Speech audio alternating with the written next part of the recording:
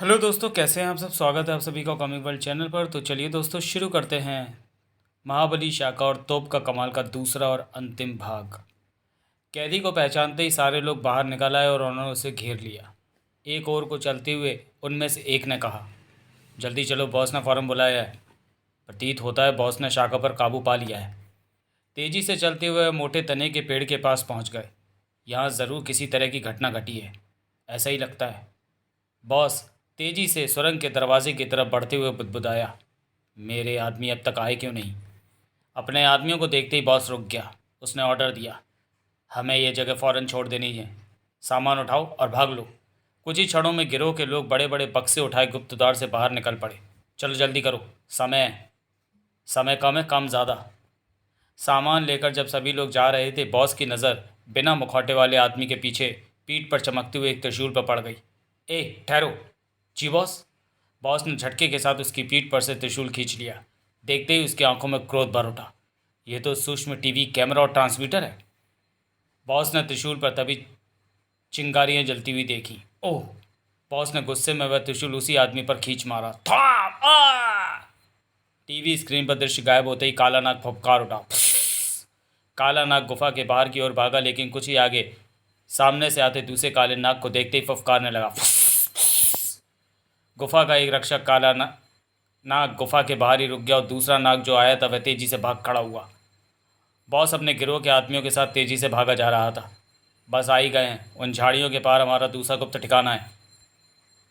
दो काले नागों की निगाहें झाड़ियों के पार जाते आदमियों पर ही जमी थी। एक काला नाग उस जगह पहुंचा जिस जगह शाका कैद था। कुछ ही क्षणों में वह 50 काले नाग पहुंच गए और लहराने लगे। उधर चेतक को खबर लग चुकी थी। चेतक अपराधी के गुप्त अड्डे की तरफ धीरे धीरे बढ़ने लगा। उसके आगे काला नाग चल रहा था। काला नाग चेतक पर चढ़ गया और उसने उसकी काठी से लंबी रस्सी नीचे गिरा दी। महाबली शाखा गहरे गड्ढे में ऊपर देखते हुए बुदबुदाया, यहाँ से ऊपर नजर आते लोहे के जाल तक पहुँचने के लिए कोई चारा नहीं है। कुछ समय बाद शाखा की नज़रें ऊपर देखते ही चमकने लगी। काला नाग भीतर आ गया। कुछ ही क्षणों में शाखा के पास रस्सी का एक सिरा आ गया। वह उसे पकड़कर चढ़ने लगा। अब मेरे लिए ऊपर पहुंचना कोई कठिन नहीं है। शाखा कुछ ही क्षणों में जाल के पास आ गया और उसे पकड़कर एक ओर को झुकाने लगा। उसने थोड़ी सी जगह पाते ही घूसे से ज़मीन फाड़ दी और सुरंग में उसके दोनों हाथ ज़मीन से ऊपर आ गए।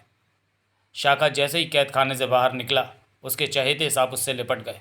शाखा एक दो को हाथों में लेकर प्यार करने लगा। धन्यवाद मित्रों, मैं तुम्हारे इस एहसान को हमेशा याद रखूँगा। रस्सी समेटते हुए शाखा चेतक के पास पहुंचा। काठी से रस्सी लटकाकर उसे प्यार करते हुए बोला, धन्यवाद मित्र चेतक, तुम लोग ना होते तो दुश्मन ने मेरी कब्र तो बना ही डाली थी। दूसरे ही पल शाखा चेतक पर बैठकर तीर की थी रफ्तार से चल पड़ा। बॉस अपने गिरोह के लोगों को लेकर नंबर 2 के अड्डे में पहुंच गया। उसने अपने आदमियों से कहा, हमें अब कोई खतरा नहीं है, खाओ पियो मौज करो। उसके जाते ही लोग आपस में खुसर फुसर करने लगे। हमें इस बात का पता लगाना होगा, ये है कौन। फिलहाल आराम करें, हम तो उसे जानते ही हैं जिसने हमें इसके पास भेजा है। बॉस अपने कक्ष में पहुंचा। मेज पर रखे ट्रांसमीटर से गुप्त संकेत गूंज रहा था। मैं करीब पहुंचा और बात करने लगा। ओके सुप्रीम, ऐसा ही होगा, आप आ सकते हैं। Over over and all. Boss बात करने के बाद जैसे ही घूमा, उसकी नज़र एक साथ दो काले नागों पर पड़ी। वह बुरी तरह चौंक गया। ओह, ये कमबख्त यहाँ भीतर कैसे घुस आए। अभी वह काले नाग किसी तरह की हरकत कर पाते, बॉस ने विशेष प्रकार का रिवॉल्वर फुर्ती से निकाला और उन पर गोलियां दाग दी। ठाए ठाए। काले नागों के चीथड़े उड़ते देखकर बॉस अट्टहास लगाने लगा। हा हा हा हा हा। दूर दराज किसी अज्ञात स्थान पर अंडरग्राउंड आलीशान कक्ष में 4 लोगों का दल टीवी स्क्रीन पर बॉस को अट्टहास लगाते देख रहा था। वाह सुप्रीम, वाकई कमाल है। सुप्रीम, हमें अब पहुंचना चाहिए। इसने शाखा को कैद कर लिया है। चारों लंबे चौड़े शेड से बाहर निकले और घोड़ों के पास पहुंचकर खड़े हो गए। दोस्तों, हमें इसी समय यहाँ से चल देना चाहिए। हम तैयार हैं सुप्रीम। चारों लवाधारी हथियारों से लैस घोड़ों पर सवार होकर जंगल की ओर चल दिए। ओह, तो ये कोसिमा के भीड़ वन में जा रहे हैं। इनका इरादा मुझे अच्छा नहीं लगता। मुझे गश्ती दल के पुलिस मुख्यालय पहुंचना चाहिए। मुझे तो पहले ही शक था ये लोग अच्छे आदमी नहीं हैं। वैरा मुख्यालय। चेहरे पर स्कार बांधे खूंखार आदमी ने जैसे ही पुलिस इंस्पेक्टर को घोड़े पर आते देखा, वह बुदबुदा उठा। आ गया बली का बकरा। सुप्रीम का सोचना कितना सही निकला। उस खूंखार आदमी ने इंस्पेक्टर को अपनी गन की नाल की सीध में लेते हुए कहा, चले आइए इंस्पेक्टर साहब, थोड़ा और आगे आइए। इंस्पेक्टर दुर्भाग्य से जैसे ही उस खूंखार अपराधी की गन के रेंज में पहुंचा, अपराधी हंसने लगा। हा हा हा हा हा। इंस्पेक्टर, मैं आज तुझे ईमानदारी और वफादारी का इनाम दूंगा। जैसे ही खूंखार अपराधी ने गन का घोड़ा दबाया, वैसे ही पेड़ की साख से लटकते सांप ने उसके ऊपर वार किया। फुस आ! गोली की आवाज़ के साथ ही इंस्पेक्टर घोड़े पर से उछल गया। थाए आ! घोड़े से कूदते हुए झाड़ियों की ओट में पहुंच गया और खतरनाक रिवॉल्वर हाथ में आ गया। वह गोली चलाने वाले दुश्मन को खोजने लगा। उसे समझते देर न लगी। गोली चलाने वाला उन्हीं लोगों में से कोई एक होगा। गन हाथों से छूटकर दूर जा गिरी। स्कार्फधारी खूंखार अपराधी जमीन पर पड़ा था। करीबी सांप फन फैलाए उसे घूर रहा था। उसने मन में सोचा, यदि मैं अपनी जगह से हिला भी तो ये डस लेगा, अब क्या करूं? और तभी उसके मस्तिष्क में एक युक्ति चमक गई। उसने पूरी ताकत और फुर्ती से करीब पड़ी लकड़ी खींच मारी। काले नाग से दूर होते स्कार्फधारी खूंखार अपराधी एक और को भाग खड़ा हुआ। उसके पीछे काला नाग दौड़ा। ये कमकत तो मेरे पीछे ही पड़ गया। पुलिस गश्ती दल के इंस्पेक्टर की नज़र पड़ गई। वह खूंखार हो उठा। ओह, ये तो उन्हीं लोगों में से एक है, लेकिन इसके पीछे काला नाग क्यों लगा हुआ है? इंस्पेक्टर ने खतरनाक रिवॉल्वर निकाला और अपराधी पर निशाना लगाने लगा। अब ये नहीं भाग सकता। खूंखार अपराधी भागते हुए एक पत्थर पर से फिसल कर गिर पड़ा। उसके मुंह से भय से भरी चीख निकल गई। अपराधी के खड्ड में गिरते ही सांप ने भी उस पर छलांग लगा दी। अपराधी एक बार फिर चीख पड़ा। इंस्पेक्टर की गोली चलाने से पहले ही यह घटना घट गई। इंस्पेक्टर पेड़ से उतर कर भागा। अपराधी बहुत चालाक है, कहीं किसी तरह की उसने चालाकी तो नहीं दिखा दी। इंस्पेक्टर उसी खड्ड के पास सावधानी के साथ पहुंचा जिसमें अपराधी फिसल कर गिरा था। वह जैसे ही उसमें झांका, हैरान रह गया। ओ गॉड! दूर हेडक्वार्टर की ओर जाते हुए इंस्पेक्टर के होठ बुदबुदा उठे। नाग देवता ने खुद ही इसे अपने किए की सज़ा दे दी। इंस्पेक्टर घोड़े पर बैठकर हेडक्वार्टर के गेट पर पहुंच गया। अपराधी की लाश मंगवा कर देखना चाहिए, संभव है किसी नई बात का पता चले। इंस्पेक्टर ने पुलिस चीफ के ऑफिस में पहुंचते ही सारी घटना बयान कर दी। सबसे पहले चीफ ने महाबली शाखा से ट्रांसमीटर पर संपर्क साधा और बात की। आप समझ गए ना, वह शरीफ आदमी है। चूँकि उनके विरुद्ध हमारे पास किसी तरह के प्रमाण नहीं हैं, हम उंगली तक नहीं उठा सकते। उधर महाबली शाखा ने जवाब दिया, चिंता न करें चीफ, मेरी नज़र उन पर है। उन लोगों ने यहाँ जाल फैलाना शुरू कर दिया, लेकिन ये पता नहीं चल सका ये लोग ये सब किस लिए कर रहे हैं। गश्ती दल के 8 जवान उस खड्डे की ओर निकले जिसमें इंस्पेक्टर के बताए अनुसार खूंखार अपराधी की लाश थी। एक बोला, वैसे ये आश्चर्य की बात है कि काले नाग ने अपराधी का पीछा किया और उसे ख़त्म करके ही छोड़ा। परंतु जब वह दल उस खड्डे के पास पहुंचा तो सभी आश्चर्य से देखते रह गए। कमाल है, यहाँ तो लाश गायब है और काला नाग मरा पड़ा है। जंगल गश्ती दल ने वापस आकर इंस्पेक्टर और पुलिस चीफ को खबर दी तो सभी चौंक गए। ये कैसे हो गया? जाहिर है कुछ लोग भीड़ की ओर गए हैं और कुछ लोग हम पर नज़र रखने के लिए यहाँ मौजूद हैं। एक खूंखार अपराधी कंधे पर दूसरे अपराधी की लाश उठाए शेड के पीछे प्रकट हुआ और आगे बढ़ते हुए बुदबुदा उठा। यदि मेरा दोस्त गश्ती दल के हाथ लग जाता तो वह लोग इसे कब्जे में लेकर जाने क्या कुछ करते। शाखा को जैसे ही खबर लगी कि कुछ लोग भीड़ में उत्तर से घुसने की कोशिश कर रहे हैं, वह कुछ ज़रूरी सामान लेकर चेतक पर सवार हुआ और भाग खड़ा हुआ। काफ़ी देर तक आंधी तूफान की रफ्तार से भागते हुए शाखा ने एक ऊंची जगह पर घोड़ा रोक लिया। वह लोग इसी रास्ते से घुसने की कोशिश करेंगे। चारों अपराधी घोड़ों पर सवार भागते हुए एक जगह रुक गए। अब हमें इस पगडंडी से आगे बढ़ना चाहिए। अभी ये आगे बढ़े ही थे कि घोड़े पर सवार शाखा इनके ठीक सामने आ खड़ा हुआ। तुम लोग खैरियत चाहते हो तो वापस लौट जाओ, इसका इलाज करना ही होगा। बिना देर किए सुप्रीम ने पलक झपकते अपना खतरनाक रिवॉल्वर निकाला और शाखा पर गोली चला दी। ठाए! इसके बाद ही चेतक ने उछलकर सरदार पर हमला कर दिया और शाखा पंजों पर उछलकर सुप्रीम के तीनों साथियों से टकरा गया। जैसे ही सुप्रीम अपने साथियों के साथ घोड़ों पर से गिरा, शाखा ने सुप्रीम और उसके साथियों पर शक्तिशाली घूंसे बरसाना शुरू कर दिया। तभी उड़ता हुआ एक गोला आया और उन्हीं के बीच गिरते ही फटा। गाढ़ा धुआं फैल गया, धमाका। और जब धुआं छटा तो शाखा हक्का बक्का रह गया। कहाँ गए ये लोग, कहाँ गायब हो गए? शाखा उछलकर अपने चेतक पर सवार हुआ और जल्दी जल्दी आंखें फैलाने व सिकोड़ने लगा। कुछ ही क्षणों में उसकी आंखों की पुतलियां हीरे की तरह चमकने लगी। इतनी जल्दी कहाँ जा सकते हैं ये लोग? तभी महाबली शाखा के मस्तिष्क में बिजली सी कौंध गई। उन चारों के सिवाय भी यहाँ कोई और था जिसने गोला फेंक कर गाढ़ा काला धुआं फैलाकर उन्हें भाग जाने में मदद की। जब काफ़ी देर हो गई और शाखा को वहाँ कुछ भी दिखाई सुनाई नहीं दिया तो वह एक ओर को चल दिया। ये लोग अब आसानी से हाथ नहीं आएंगे। शाखा के जाते ही चट्टानों और घनी झाड़ियों के पीछे से वह चारों निकलकर खड़े हो गए। अब हमें पैदल ही चलना चाहिए। तुम लोग बेअकल हो, ये सोचो गोला किसने फेंका था। तभी वहाँ एक अन्य आवाज़ गूंजी, गोला हमने फेंका था सुप्रीम, ये तो मेरे आदमी है। सभी एक दूसरे के करीब पहुँच गए। सुप्रीम बोला, तुम लोग मौके पर पहुँचे? हमें बॉस ने बहुत पहले ही भेज दिया था, हम लोग आपका इंतज़ार कर रहे थे। सुप्रीम अपने साथियों सहित बॉस के आदमियों के साथ घोड़ों पर सवार हुआ और वह भीड़ों में आगे बढ़ने लगा। अपने अड्डे पर पहुंचने से पहले शाखा का ख्याल रखना चाहिए। चिंता न करें सुप्रीम, वह दक्षिण की तरफ भागता गया है, हम पश्चिम की तरफ जा रहे हैं। काफ़ी आगे जाकर महाबली शाखा ने चेतक को रोका और उससे उतर कर बोला, दोस्त तुम चुपचाप कहीं घास पर बैठकर आराम करो, मैं अभी आता हूँ। वह भागकर पेड़ पर चढ़ गया। चेतक एक जगह घास पर जाकर समझदारों की तरह बैठ गया। जाएंगे कहाँ, अभी सामने आ जाएंगे। कुछ समय बाद शाखा ने उन्हें दूर जाते हुए देखा। वह पेड़ पर से उतरते हुए बुदबुदाया, ओह तो ये लोग अब पश्चिम की तरफ जा रहे हैं। पेड़ से उतरते ही शाखा एक बार फिर चेतक पर सवार होकर उसी दिशा में भाग खड़ा हुआ जिस दिशा में वह लोग जाते दिखाई दिए थे। भागते हुए उसने निश्चय किया, मुझे सावधानी के साथ इनका पीछा करना चाहिए। 8 लोगों का दल एक निश्चित स्थान पर पहुंचकर खड़ा हो गया। अभी वे आगे कदम बढ़ाते कि बॉस हवा किसी रफ्तार से आता दिखाई दिया। सभी उसकी ओर देखने लगे। करीब पहुंचते ही बॉस रुक गया। उसने कहा, हेलो सुप्रीम, बॉस आपका खुफिया अड्डा नंबर 2 पर स्वागत करता है। बॉस 303, मैं तुम्हारी जितनी भी तारीफ़ करूं कम है। बॉस हंसने लगा, हा।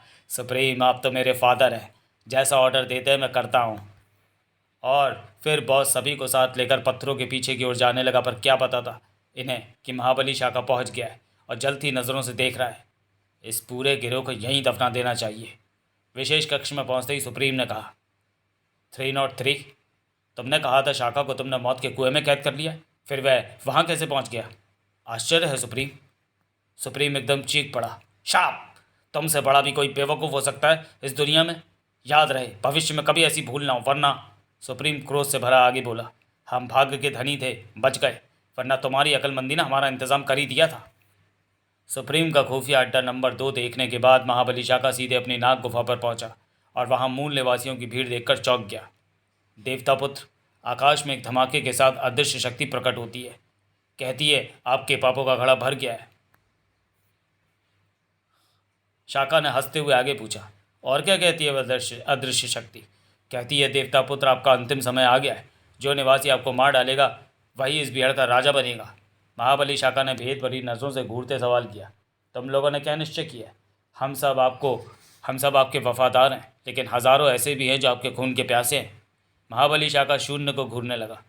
मुझे आशा थी ऐसा ही होगा। सामने खड़े कोसीमा के मूल निवासियों को उसने संबोधित करते हुए कहा, अपराधियों ने इस बार वैज्ञानिक चमत्कार का सहारा लेकर अदृश्य शक्ति का नाटक रचा है। भोले भाले लोगों को मूर्ख बनाने की कोशिश की है, लेकिन बहुत जल्द उनका पर्दाफाश कर दिया जाएगा। आप लोग चिंता न करें। शाखा अपनी गुफा के विशेष कक्ष में पहुंचा और उसने टीवी ऑन किया। इन्फॉर्मर आसमान में तैर रहा था। संपर्क सकते ही शाखा ने कोड वर्ड में उसे ऑर्डर दिया और वह फुर्ती से वहां से हटकर उन चट्टानों पर पहुंच गया जिस जगह शाखा ने सुप्रीम को बॉस के साथ देखा था। इन्फॉर्मर सावधान। मैं सावधान हूँ फादर। ये एक सुखद संयोग ही था। कुछ ही देर में टीवी स्क्रीन की साइड में लगा एक विशेष बल्ब तेजी से जल्दी जल्दी जलने बुझने लगा। P P P, hello father, informer calling, hello hello father. Informer बोलो, फादर स्पीकिंग, बोलो बोलो इन्फॉर्मर। स्क्रीन पर तभी दृश्य बदला।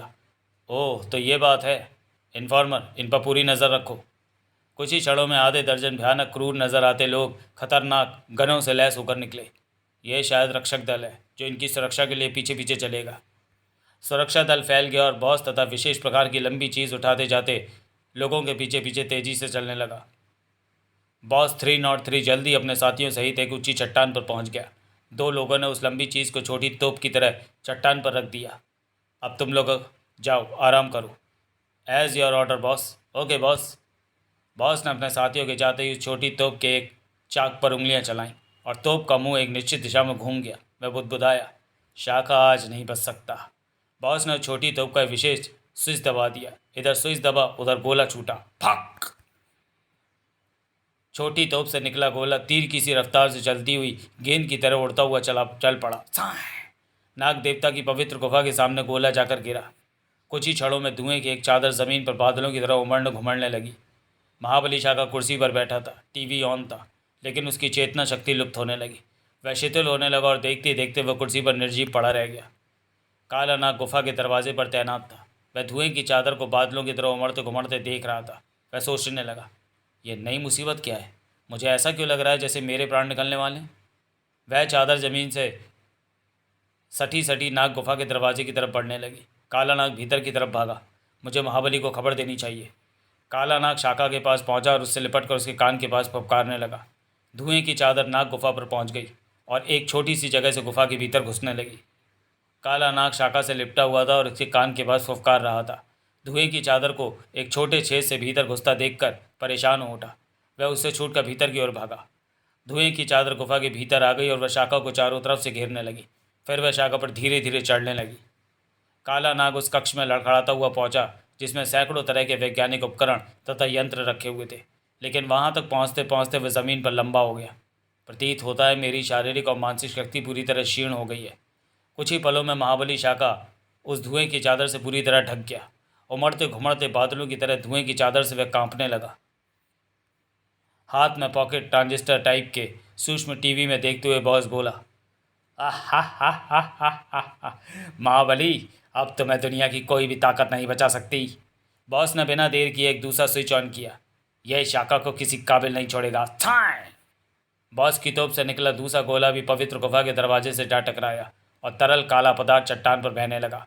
पलक झपकते ही विभिन्न रंगों का धुआं रस्सी की तरह गोले गोले गोल गोल बनने लगा। देखते देखते वह चक्र में परिवर्तित हो गया। उससे किरणें फूटने लगी। शाका अब भी अपने कक्ष में कुर्सी पर बैठा था और उससे धुएं की चादर ढकी हुई थी जो बादलों की तरह उमड़ घुमड़ रही थी। चक्र पास में पहुंचकर रुक गया। बॉस अब भी उस चट्टान पर अपनी छोटी तोप के पास खड़ा था और पॉकेट ट्रांजिस्टर टाइप सूक्ष्म टीवी स्क्रीन पर यह सब देख रहा था। उसने हंसते हुए एक अन्य स्विच दबा दिया। उससे अजीब सी आवाज़ें निकलने लगी। सुई। उस चक्र से तेज किरणें शाका पर पड़ने लगी और चक्र के बीच में एक भयानक तथा विवस्त सूरत उभरती हुई हंसने लगी। हा, तुम अब मरने के लिए तैयार हो जाओ शाका, तुम अब मर रहे हो। हा। बॉस की खुशी का ठिकाना ना था। तभी उसके करीब फन चौड़ा किए बैठे काले नाग ने उस पर उछाल भली और वह तोप के साथ लड़खड़ाता हुआ गिरने लगा। चट्टान से नीचे गिरते ही बॉस आग बबूला उठा। वह काले नाग को घूरने लगा। काला नाग उस पर उछलने की फिर तैयारी करने लगा। तूने मेरी सारी मेहनत पर पानी फिरा दिया, मैं तुझे जीवित नहीं छोड़ूंगा। और बॉस ने विद्युत गति से उस पर रिवॉल्वर निकालकर गोली चला दी। थाय फक। अब क्या होगा? सुप्रीम मुझे जीवित नहीं छोड़ेगा। उधर शाका को घेरे हुए धुएं की चादर गायब हो गई। वह चक्र भी हट गया और शाका की आंखें ठीक इस तरह खुल गईं जैसे वह गहरी नींद से जागा हो। यहाँ तो कुछ भी नहीं है। क्या मुझे फिर वैसे ही सपना है? उधर गुफा का रक्षक काला नाग भी होश में आ गया और उसके सामने आकर फुफकारने लगा। ओह, तो ये बात है। सुप्रीम अपने खुफिया अड्डे में टीवी स्क्रीन पर बॉस की असफलता देख चुका था। उसने गुस्से में अपना माथा पीट लिया। ओह गॉड, इतना सब करने के बाद भी असफलता ही हाथ लगी। सुबह होने को थी। बॉस अपने साथियों के साथ वापस हुआ। 2 लोगों ने तोप को उठा लिया और सुरक्षा दल घेरा बनाकर आगे बढ़ा। अब बॉस को क्या जवाब दूंगा? बॉस जैसे ही सुप्रीम के पास सामने पहुंचा उसकी गर्दन झुक गई। सुप्रीम ने कहा, क्या तुम जानते नहीं हो किसी भी नाग के काटने का प्रभाव तुम पर नहीं पड़ सकता? फिर तुम गिरे कैसे? सुप्रीम क्रोध से पागल हो रहा था। वह चीखते हुए बोला, हम फिर कोशिश करेंगे। अब भूल हुई तो तुम्हें मिटा दूंगा, तुम्हारे टुकड़े टुकड़े कर दूंगा। बॉस सुप्रीम के सामने से हट गया। जाते हुए बॉस को घूरते हुए सुप्रीम बुदबुदाने लगा, आज का दिन खतरनाक साबित हो सकता है। शाका कुछ भी कर सकता है। उसके पास भी वैज्ञानिक आविष्कारों की कमी नहीं है। अब मैं इस गिरोह को मिटाकर ही वापस लौटूंगा। वह अपने प्रिय दोस्त चेतक पर सवार होकर चल पड़ा। इस गिरोह के लिए मैं अकेले ही काफ़ी हूँ। अभी वह भीड़ में कुछ ही आगे गया था कि चेतक अपनी पिछली टांगों पर हिनहिनाते हुए खड़ा हो गया। दोस्त, क्या कहा? आगे खतरा है? शाका चेतक पर सवार दूर दूर तक देखने लगा। उसने आगे कहा, दोस्त, मुझे दूर दूर तक भी खतरा नज़र नहीं आ रहा है। शाका ने उसका कहा नहीं माना। उसने उसे आगे बढ़ने का आदेश दे दिया। आज जो भी सामने आएगा उसे मिटा दूंगा। सुप्रीम तेजी से सोच रहा था। उसने काफ़ी गंभीरता से विचार किया और अपने कक्ष से तेजी से बाहर निकला। यस, दिन की रोशनी में भी मेरे आदमी टंके की चोट पर ऐसा कर सकते हैं। सुप्रीम उस कक्ष में पहुंचा जिसमें उसके गिरोह के आदमी आराम कर रहे थे। सामने पड़ते ही सारे लोग सिर झुकाकर खड़े हो गए। सुप्रीम ने कोड भाषा में सभी को समझाया और अंत में कहा, तुम लोग तैयार हो जाओ और जैसा कहा है वैसे ही करो। वह यही समझेगा कि उसके ही आदमियों ने उसे मार डाला है। हा। ओके सुप्रीम, हम किसी तरह की कसर नहीं छोड़ेंगे। गिरोह के सारे सदस्यों ने कोसिमा के मूल निवासियों का वेश बदला और उन्हीं की तरह के हथियार लेकर निकल पड़े। चलो जल्दी चलो, वह अपनी गुफा से कभी भी निकल सकता है। वह सारे लोग एक निश्चित दिशा में छुप छुप कर भागने लगे। एक ने कहा, हमें उस रास्ते पर जल्दी पहुंचना चाहिए जहां से शाका निकला करता है। यकायक कोसिमावासी बने गिरोह के लोगों के कानों में घोड़ों की टापों की आवाज़ पड़ी तो सभी चौंक गए और एक निश्चित दिशा में देखने लगे। ये घोड़ों के टापों की आवाज़ तो चेतक की लगती है, इस रफ्तार से तो वही भाग सकता है। ये बात सच निकली। दूर से चेतक पर सवार आते शाका को देखकर उन सभी की भुकटियाँ खिंच गई, चेहरों पर क्रोध भभकने लगा। चलो आगे बढ़ो, घेरा डालकर खड़े हो जाओ और जैसे ही वह करीब पहुंचे गोलियों से भून दो। एक बार फिर चेतक ने आगे बढ़ने से इनकार कर दिया। वह सामने की आगे टांगे उठाकर खड़ा हो गया। शाका दूर दूर तक फिर देखने लगा। यकायक वह चौंक गया। शाबाश चेतक, वाकई यहाँ खतरा है, लेकिन आज जो भी सामने आएगा बचेगा नहीं। शाका सावधान हो गया था। वह धीरे धीरे आगे बढ़ने लगा। अभी वह कुछ ही आगे गया था कि उस पर 10 गोलियां एक साथ दागी गईं। शाका उछलकर एक और कूद किया। थाए थाए थाए। झाड़ियों के पीछे गिरते ही महाबली शाका पागलों की तरह दौड़ पड़ा। खूंखार शाका को तीर की तरह अपनी ओर आता देखकर उनके होश उड़ गए और वह गोली चलाना भी भूल गए। लेकिन शाका तो निश्चय करके ही निकला था, आज जो भी सामने आएगा उसे वह मिटा देगा। वह उछल कर उनसे टकरा गया और फिर शाका उन्होंने पकड़ पकड़ कर शक्तिशाली घूं से मारना शुरू कर दिया। कुछ ही क्षणों में आधे से अधिक लोग मुर्दों की तरह ज़मीन पर लंबे हो गए। 4 भागे तो उन पर झपट कर शाका ने मौत के घूं से बरसाने शुरू कर दिए। थचाक थचाक। फिर जब जमीन सभी मैदान में लंबे हो गए, शाका ने 2 को पंजों में पकड़कर उठाया। फिर झटकते हुए बोला, तुम लोगों की मौत ही तुम्हें यहाँ खींच लाई थी। शाका अभी आगे की सोच पाता कि बॉस पर उसकी नज़र पड़ गई। वह उसकी ओर दौड़ पड़ा। अब तू मेरे हाथों से नहीं बच सकता, मैं तुझे जलाकर खाक कर डालूंगा। शाका पर जैसी गोलियां छूटी वह एक और को उछल पड़ा और फिर शाका ने बॉस को फिर गोली चलाने का मौका नहीं दिया। वह उससे वज्र की तरह टकरा गया। बॉस के गिरते ही शाका ने जैसी उसकी खोपड़ी पर घूंसा मारा, हड्डियों का सिर टूटकर अलग हो गया। वह बॉस का सिर हाथ में लेकर देखता रह गया। कमाल है। सुप्रीम ने जैसी बॉस की दुर्दशा देखी वह भाग खड़ा हुआ। ओ गॉड! लेकिन शाका कब मानने वाला था। देखते ही वह दौड़ा और कुछ ही फासले पर उसने उसे पीछे से टक्कर मार दी। वह टक्कर खाकर आगे की ओर गिरा। ठक आ! जैसे ही शाका ने उसके चेहरे पर घुटना रखा और गिरेबान पकड़कर उठाया तो चौंक गया। ओह, ये तो! शाका अपने प्यारे दोस्त चेतक पर सवार होकर वापस हुआ। अपनी पवित्र गुफा के विशेष कक्ष में पहुंचकर उसने ट्रांसमीटर पर संपर्क साधा और जंगल गश्ती दल मुख्यालय से संपर्क साधकर पुलिस चीफ को उसने पूरी रिपोर्ट दी। अंत में बोला, आप यहाँ आ जाएं और अपने शहरी अपराधियों को ले जाएं। ओके महाबली शाका, हम पहुँच रहे हैं। बाद में पुलिस चीफ अपने दल बल सहित पहुंचा। महाबली शाका ने मृत अपराधियों के दल को सौंपते हुए वह छोटी तोप अपने पास रखने और उसका निरीक्षण करने की अनुमति मांगी, जिसने वहां के निवासियों के दिलों में शाका के विरुद्ध शक पैदा कर दिया था। शाका पुलिस चीफ को विदा करने के बाद छोटी तोप लेकर वापस अपनी गुफा में पहुंचा और उसका निरीक्षण करने में लग गया। कथानक सागर चाचा समाप्त। तो चलिए दोस्तों, वीडियो को यहीं समाप्त करते हैं। मिलते हैं महाबली शाका की किसी अगली कॉमिक्स में अगली वीडियो में। तब तक के लिए धन्यवाद।